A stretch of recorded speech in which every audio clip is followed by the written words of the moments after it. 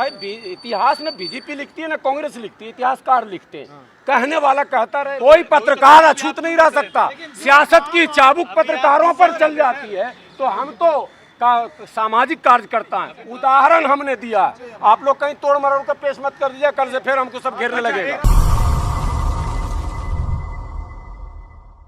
तो फिर धर्मगुरु की बातों को सुनाकर ही सही रास्ते पर लाया जाए, इसके लिए सद्भावना सम्मेलन का आयोजन किया गया, ताकि मज़हब के नाम पर कोई मज़हब का गलत अर्थ ना बताए। तमाम धर्मगुरु आए, कुछ नहीं भी आए, मिला जुला कर कार्यक्रम जो भी रहा वो आप लोगों ने कवर किया है, देखा है। मुझे उम्मीद है कि इसका एक अच्छा संदेश जाएगा और हम इस कारवां को, मोहब्बत के इस कारवां को आगे भी लेकर जाएंगे।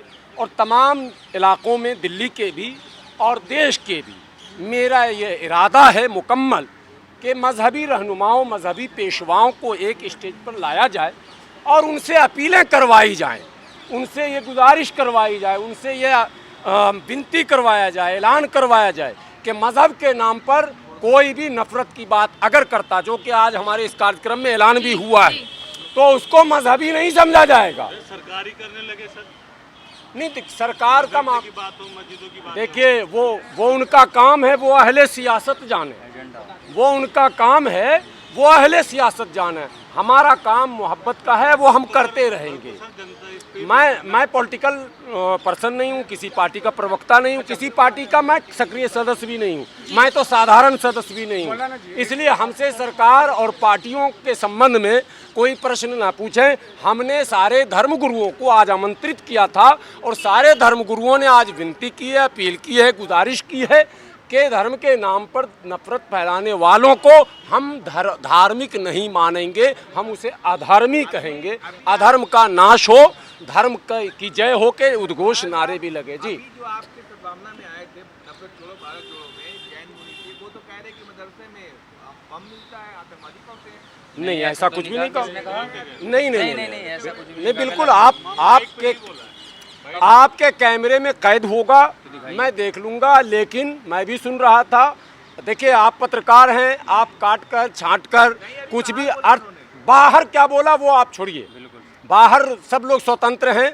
हमारे मंच से, हमारे प्रोग्राम से कुछ ऐसा नहीं बोला गया। जितने भी धर्मगुरु आए थे, उसमें से सिर्फ जो संविधान की जो बातें की थी, सिर्फ एक बौद्ध जो धर्मगुरु थे उन्होंने सिर्फ बात की। सब ने अपनी अपनी बात रखी है। जो क्रिश्चियनिटी के थे फादर, उन्होंने बाइबल के अनुसार क्या प्यार मोहब्बत की बात होती है वो रखी। मौलाना जो थे उन्होंने नहीं, मैं आज संविधान की बात ही नहीं थी, मैं आज फिर कह रहा हूँ, देश संविधान से चलता चलेगा, लेकिन देश की आबादी, भारत का जो नेचर है, भारत में जितने भी धर्म के लोग हैं वो अपने धर्म गुरुओं के प्रवचनों, तकरीरों, उनके उपदेशों पर अमल करते हैं। इसलिए आज धर्म गुरुओं को हमने बुलाया था। आज हमें संविधान का पाठ नहीं पढ़ाना था, सबको पता है आर्टिकल 14, 15, 16 क्या कहता है, सबको पता है 25 क्या कहता है, 21 क्या कहता है। आज हमने धर्म का पाठ इसलिए पढ़वाने के लिए बुलाया था कि धर्म के नाम पर, धर्म की आड़ में, मजहब की बुनियाद पर लोग नफरत फैला रहे हैं, उसको जस्टिफाई कर रहे हैं। तो मजहब के नाम पर हम जस्टिफाई होने नहीं देंगे, ये असल मुद्दा था। अच्छा मौलाना जी, जिस तरह से बनारस का जो ज्ञानवापी का जो मसला चल रहा है, कोर्ट का फैसला जिस तरह से आ रहा है, वो बताया जा रहा है अभी आने वाला है, क्या कहेंगे इसको, पूरे मामले को कैसे देखते हैं? कोर्ट का मामला है, कोर्ट हम क्या देखेंगे, जो लीगल एक्सपर्ट होंगे। अब देखिए ना, ये लीगल एक्सपर्ट यहाँ पे है ना, बिलाल खान साहब एडवोकेट, इनसे आप पूछ लीजिएगा। आप लीगली बात तो वकील साहब से पूछिएगा ना साहब, हमसे मजहबी। देखिए, हम लोग सामाजिक आदमी हैं, देश में एक प्रक्रिया है, दोनों पार्टी गई, एक ने कहा कि भाई ये सुनने योग्य नहीं है, दूसरे ने कहा नहीं सुनने योग्य है, कोर्ट ने कहा कि सुनने योग्य है। यही तो अभी फैसला हुआ, और कुछ फैसला थोड़ा ना हुआ।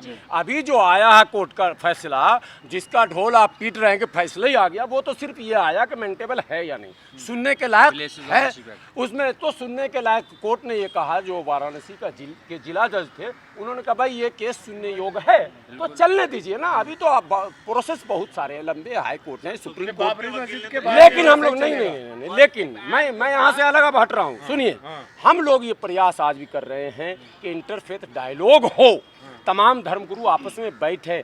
क्या और बड़े बड़े जो इतिहासकार हैं उनको भी बैठाएं और दिल खोलकर, दिल बढ़ा करके एक बार डिस्कस करें कि अगर हिस्टोरिकल डिस्प्यूट रियल में है तो उसको शॉर्ट आउट किया जाना चाहिए। बीजेपी तो कहती है कि इतिहास गलत लिखा गया है, तो आप कह रहे हैं कि इतिहास अरे भाई, इतिहास में बीजेपी लिखती है ना कांग्रेस लिखती है, इतिहासकार लिखते हैं। कहने वाला कहता रहे, बोलने वाला वो तो किस्सा कहानी, एक था राजा एक थी रानी और खत्म हुई कहानी, ये सब हम लोग सुनते थे बचपन में।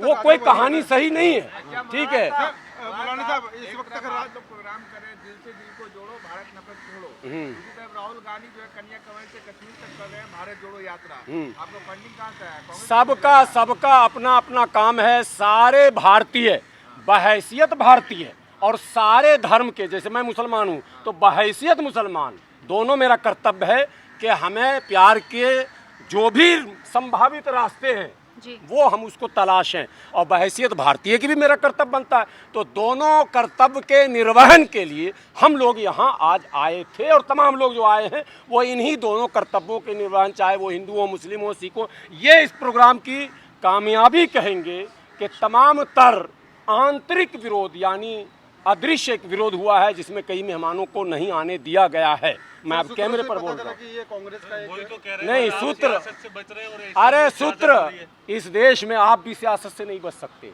कोई पत्रकार अछूत नहीं रह सकता। सियासत की चाबुक पत्रकारों पर चल जाती है, तो हम तो सामाजिक कार्यकर्ता हैं। अभी तो आप बच रहे थे कि हमें सियासत से कोई नहीं, सियासत से लेना देना, लेकिन सियासतदान तो आपका पीछा करेंगे।